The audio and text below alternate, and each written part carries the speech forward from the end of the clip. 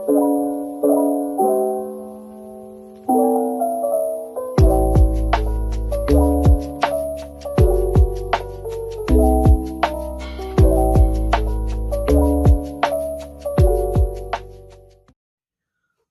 guys. Morning. So sorry for no video on Wednesday. We were dealing with some electrical stuff here at the house that had to get fixed. So I was like up and down for a couple of days, and I just wasn't able to get a review done. So thanks for sticking it out with me, even though we didn't have a Wednesday video. But happy Saturday, you guys. This is Lauren from earlier in the week, because this weekend I am traveling back and forth to the homeland of Michigan, and that's a 12-hour car ride for one way, and then I have to drive back.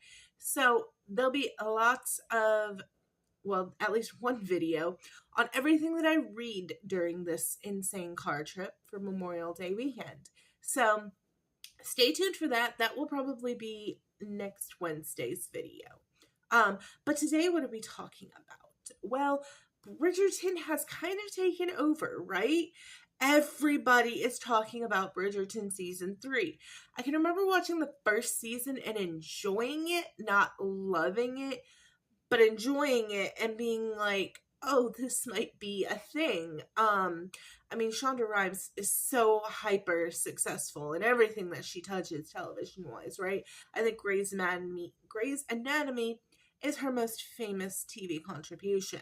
But Bridgerton's getting up there. By season 2, I think it was really at the height of its popularity. And now we have season 3, which is Colin and Penelope's season. And everybody has been waiting for this season since season 1, because we love Colin and Penelope. We love Paulin. So I think that's their little nickname. And we love them. We do love them. So I have done Bridgerton in 3 different formats. Obviously, I have watched 3 seasons of Bridgerton and Queen Charlotte. I have now read a Bridgerton novel. And I have done a Bridgerton audiobook. And we're going to talk about my favorite way to consume this material. Spoiler alert, it's the TV show, which really shocked me. But I'm running on a little bit of a theme of that right now, which is confusing. And I'll tell you why.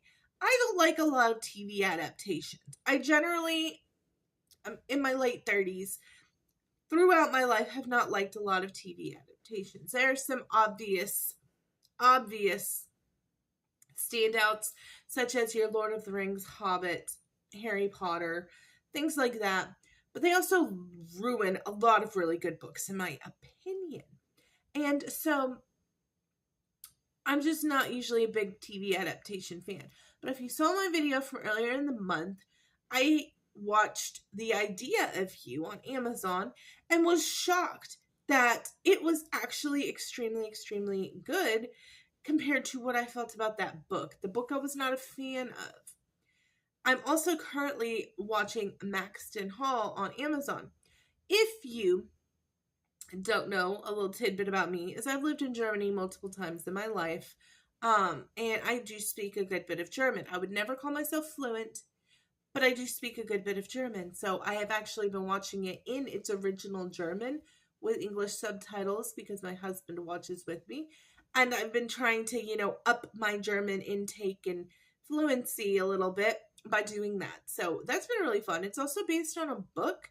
And I have not read that book yet, but I do plan to, because I'm really enjoying Maxton Hall.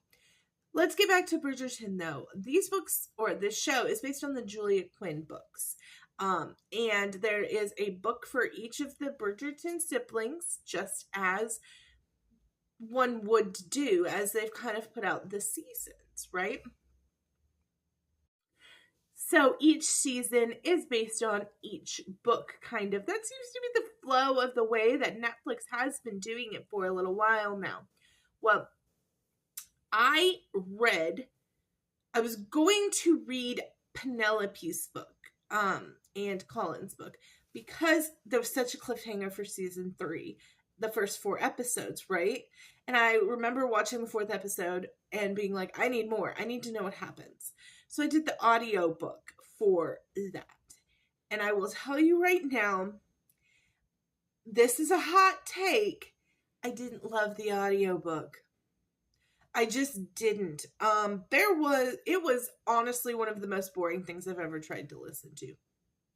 And I am really disappointed about that because I do occasionally like an audiobook. I have got other hobbies that I do, such as knitting, as you guys know.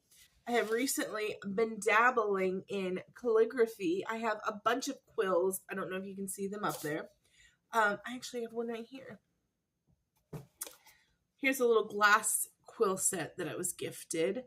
That's what I've been practicing with, because I don't want to get my feather quills down and ruin them or anything while I'm just like in a practicing stage.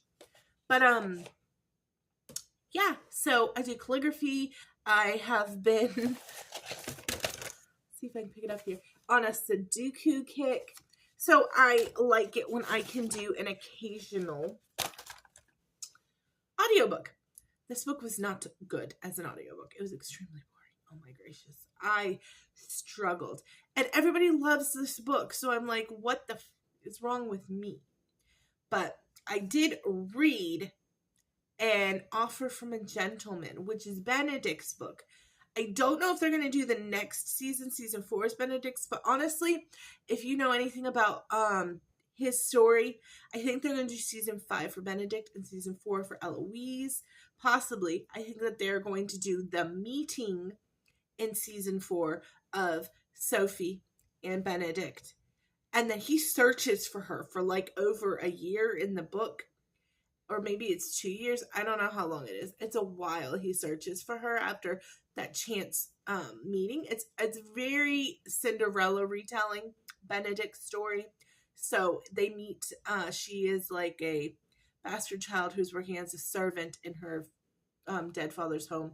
And she gets all glammed up and goes to one of the Bridgerton balls, meets Benedict. They fall instantly in love. And then she takes off for various reasons. And now he's searching for her. So I do believe that they could do a side story of Benedict kind of searching for her in season 4. And then have their season be season 5. But I did enjoy the book when I read it. It almost makes me want to go back and reread Penelope Holland's book, Romancing Mr. Bridgerton, because I don't know why the audio was such a fail for me. That Audible was such an absolute fail. It was so boring and dreary. I don't know what happened there, but I may go back and try to do a read through of it and see if it's not better than that Audible was, because the Audible was bad. But I am excited for the rest of season 3 of Bridgerton to drop in June. I believe it's June 13th. And I've got my cousin catching up so that she and I can watch season 3 part 2 together. Hell yeah. But yeah, so shock among shocks. I actually think that my preferable way for this media is the TV show. I don't know why. The books are good. The Audible was not. But the TV show is just great. And I think that it's a really, really well casted, well acted TV show. And that is why I have a preference to the TV show right now. I haven't noticed a whole lot of changes. Once again, I've only done the Audible for Romancing Mr. Bridgerton and Benedict's book. And Benedict's season isn't out yet. But I feel like they, from the research I've done, stick pretty closely to the books. And if that's the case, then let's just watch the TV show for me. It's really well acted, really well casted, and I enjoy the hell out of it. So yeah, another shocking admission by Lauren. I actually like the Bridgerton TV show best out of the book, the Audible, and the TV show. But I'm going to have one more video, I think, for you guys coming up on Memorial Day on Monday. Probably a book review. And then you will get everything that I read on a 22-hour car ride. 22 hours because it'll be 11 to 12 there and 11 to 12 back. And it's not coming out until Wednesday because I want to be able to do both sides of the trip. Everything that I read. But I will let you know. A shadow crown is going to be the first thing in that video, because I am a quarter-ish of the way, 110 pages or so through it, and I will be finishing that on the way to Michigan. So you will find out what I think of that on the way to Michigan on Wednesday. All right, you guys, I love you so much. I will see you guys back on the flip side of my trip. And I hope you have a great Memorial Day weekend. Enjoy time with your family. Tomorrow's not promised, that's for sure. I love you all, and I will see you later.